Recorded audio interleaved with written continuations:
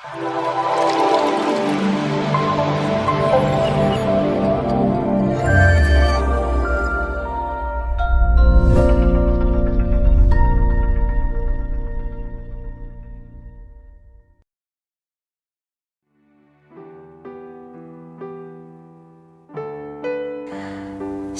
sahabat Bimas Kristen DKI Jakarta. Kami menjumpai Bapak Ibu lewat bimbingan rohani Kristen yang diselenggarakan oleh Bimas Kristen DKI Jakarta. Kita akan merenungkan firman Tuhan, sebelumnya kita berdoa. Kami memuji dan menyembah-Mu Bapa di dalam nama Tuhan Yesus. Terima kasih malam hari ini kami masih diberi kesempatan hidup, kesempatan untuk merenungkan betapa besar kasih setia Tuhan dalam hidup kami sepanjang hari ini. Oleh sebab itu sebelum kami istirahat tidur, kami mau merenungkan firman Tuhan. Dalam Kristus Yesus kami sambut firman Tuhan. Amin. Firman Tuhan yang akan kita renungkan pada saat ini yaitu yang saya ambil dari 2 Timotius 1 ayat 5 dan 6. Demikian firman Tuhan. Sebab aku teringat akan imanmu yang tulus ikhlas, yaitu iman yang pertama-tama hidup di dalam nenekmu Lois dan di dalam ibumu Eunike, dan yang aku yakin hidup juga di dalam dirimu. Karena itulah kuperingatkan engkau untuk mengobarkan karunia Allah yang ada padamu oleh penumpangan tanganku atasmu. Tema malam hari ini saya ambil dengan judul warisan.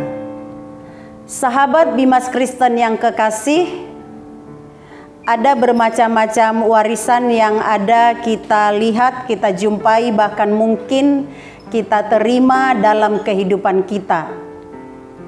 Ada warisan uang, ada warisan harta, ada warisan tanah, dan ada warisan-warisan yang lain. Tapi malam hari ini saya mau berbicara tentang warisan yang tidak pernah pudar, yang tidak pernah diambil orang lain, yang tidak pernah layu, yaitu warisan iman. Dari bacaan yang tadi kita lihat ada seorang nenek yang disebut namanya Lois dan seorang ibu namanya Eunike dan seorang anak yang bernama Timotius. Nenek Lois sangat mengasihi Tuhan. Dia mewariskan imannya, mewariskan karakter-karakter ilahi kepada anaknya yaitu ibu Eunike. Dan ibu Eunike juga mewariskan imannya, mewariskan karakter-karakter ilahi kepada anaknya Timotius. Dan pada waktu Timotius sudah sungguh mengasihi Tuhan dan dia percaya Tuhan, waktu itu pernah bertemu dengan Paulus. Nah, pada waktu bertemu dengan Paulus itu, Paulus melihat bahwa dia hidup di tengah-tengah keluarga orang beriman. Akhirnya diberilah sebuah kepercayaan kepada dia menjadi rekan sekerja Tuhan. Sahabat Bimas Kristen yang kekasih, sebagai orang percaya, kita tentu senang melihat atau ingin melihat atau ingin mendengar bahwa ada hal yang kita bisa wariskan, terlebih kepada anak cucu menantu kita. Tuhan sangat mengharapkan kita ahli waris dalam iman. Ya, bagaimana bisa menjadi ahli waris dalam iman kalau kita belum memiliki iman itu sendiri? Dikatakan iman timbul dari pendengaran, pendengaran akan firman Tuhan. Iman adalah dasar dari segala sesuatu yang kita harapkan dan bukti dari segala sesuatu yang tidak kita lihat. Ibrani 11 ayat 1. Pada masa perjanjian lama, Musa mengatakan kepada orang-orang Israel, ajarkanlah berulang-ulang. Siapa yang diajar? yaitu anak-anak mereka. Apa yang diajarkan? Hukum-hukum Tuhan atau hukum Taurat. Dikatakan ada 4 momen: pada waktu berdiri, pada waktu tidur, pada waktu bangun, pada waktu berjalan. Artinya tidak ada waktu yang terlewatkan untuk menunjukkan atau untuk mengingatkan atau untuk mengajari anak-anak ataupun mungkin orang lain supaya mereka juga memiliki warisan iman atau warisan-warisan karakter-karakter ilahi. Sahabat Bimas Kristen yang dikasihi Tuhan, bagaimana caranya supaya kita bisa menjadi ahli waris? Yang paling dan sangat utama adalah kita harus ada hidup di dalam Kristus Yesus.